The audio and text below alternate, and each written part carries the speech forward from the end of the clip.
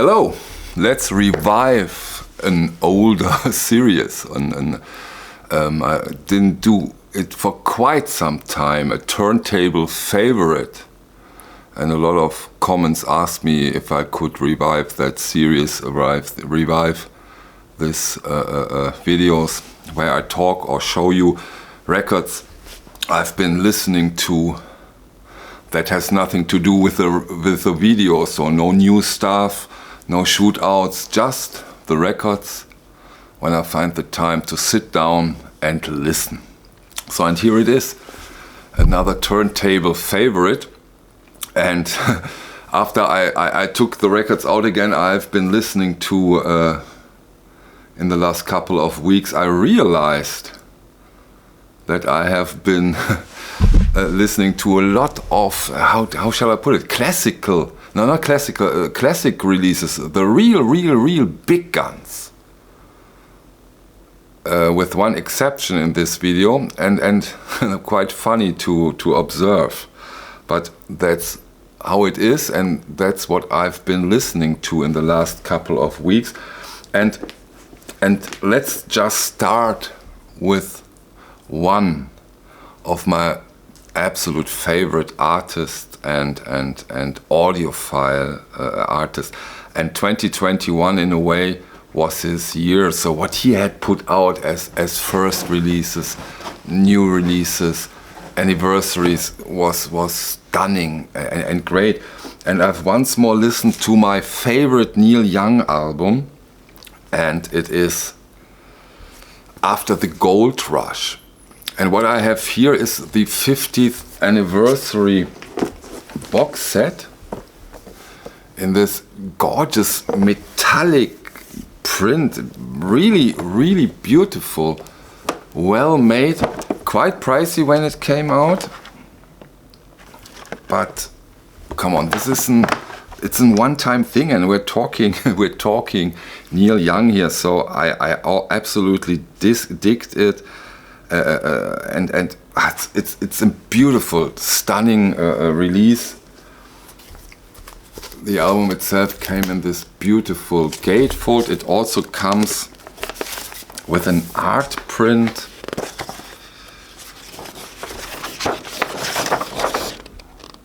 Some notes, and with a very beautiful 7-inch. Also in this metallic design, in this metallic print. So this was a stunning release in 2021. I really like it. And of course the album itself, as I said, my favorite my favorite Neil Young album, After the Gold Rush 50th anniversary edition. It's still available, I have seen. Like always, I put the links down in the video description below, whenever possible, when it comes to this releases. Some of them are not available anymore, but this is one of the records of all time for me. And yeah, still we are in the very big league, and I've listened to it originally in this case because my wife asked me to put them on again, and of course it's always a pleasure to put them on. I've listened to her with the Pink Floyd, Dark Side of the Moon. It's her favorite band, and of course what an incredible album. And once more it made me think, because I also have this MoFi, Mobile Fidelity Soundlab release from Dark Side of the Moon, which is terribly overpriced, because that's not so hot. You know, I've done a video about these two, and I already said that no need to pay that amount of money. Yeah, it sounds a bit warmer, probably, but we're talking over $300 nowadays, and those Discovery releases from Pink Floyd, Bernie Grundman had its finger in it. They are quite well, and I've also done a video about the state of the remaster of the three big guns, Pink Floyd, Beatles, and Rolling Stones. And the Pink Floyd remaster, which we have now, no, Led Zeppelin, not Beatles, Led Zeppelin and Pink Floyd, excuse me. And Pink Floyd is, in my opinion, ahead of the other two. Same goes here with my favorite Pink Floyd album, and we gave that a listen to, Animals. This is such a beautiful, beautiful album. Gorgeous. Comes with this inner sleeves. Nice one. And Animals, I don't know, how is it with you? What's your Pink Floyd? What's your favorite Pink Floyd? My favorite Pink Floyd is Animals. Probably not much see it the same, but I love it. Somehow I love it, but this is a very close second, this Dark Side of the Moon. Fantastic, fantastic album and good remaster, although I have the gut feeling that there is, even they do sound very good in my opinion, there is room for even more. If you give it the deluxe treatment, let's call it the deluxe treatment, just imagine on SRX or Super Vinyl. We'll never see that, we'll never see that. Okay, that's for the next big gun, the Pink Floyd. And now, believe it or not, the greatest of all time, Mark E. Smith, The Fall. His catalog is huge, huge. And now they start, what I love, they start to re-release live concerts which are quite different. But you know, The Fall, in this case, Band Sinister, one of the favorite albums. I think there are better ones, but I digged again into the Band Sinister in this release with the Hey Luciani 12-inch. Always the same, always different. John Peel said that, but it describes him very good. The lyrics, the music, post-punk, new wavy, pop, folk, it's everything, and it's everything perfect. This is my biggest musician of all time. If you haven't heard The Fall so far, try it. Try to get into this cosmos, into this universe. The Fall, Band Sinister is, in my opinion, a good starting point. Fantastic, fantastic musician. Love him. Marky Smith.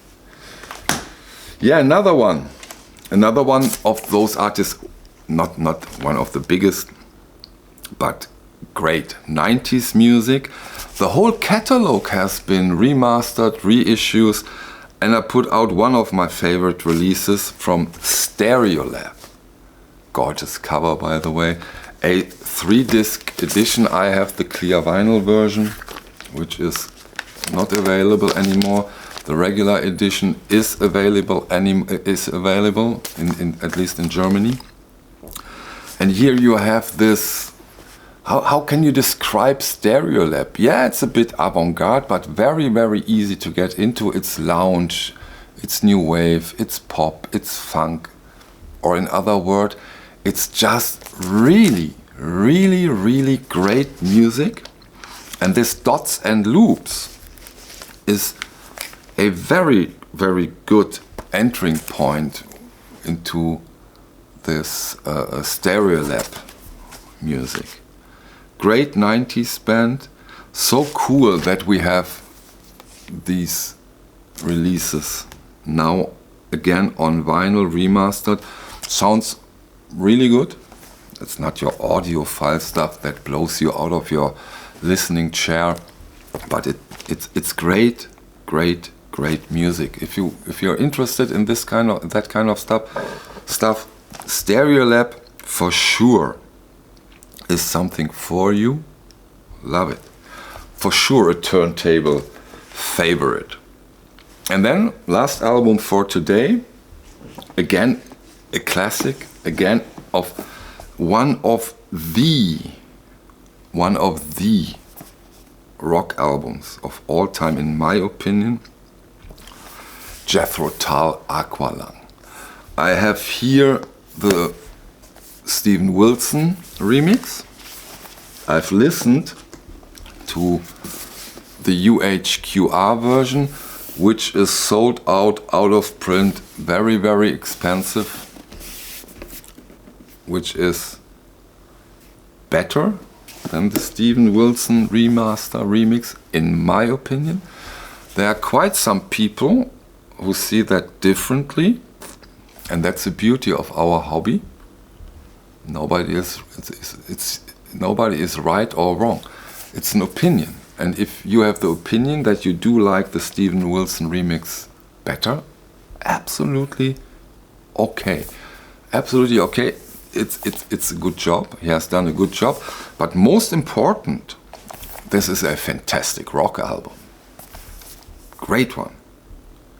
And it was really, really, once more, I don't know for how many times now, but quite some times, enjoyable, great listening, this Jethro Tull, Aqualung. The new one came out yesterday. I haven't listened to it yet. We'll see, but Aqualung, all-time classic. So, that's it for the turntable favorites after a long time of no turntable favorites. But you know, it also has something to do with October, November, December. The amount of new releases was really overwhelming. In a way, even a bit too much. So I just, in that period, I really almost only listened to new stuff for the videos. And if you get a new record, you have to listen to it. I mean, what else? And so that was one of the reasons I didn't do a turntable favorite for quite some time. If you still like them, I'm very pleased to do them every now and then. Let's discuss. Let's discuss in the comment section. Okay, that's it for today. Thank you for your time. See you, I hope, on the next one. Bye.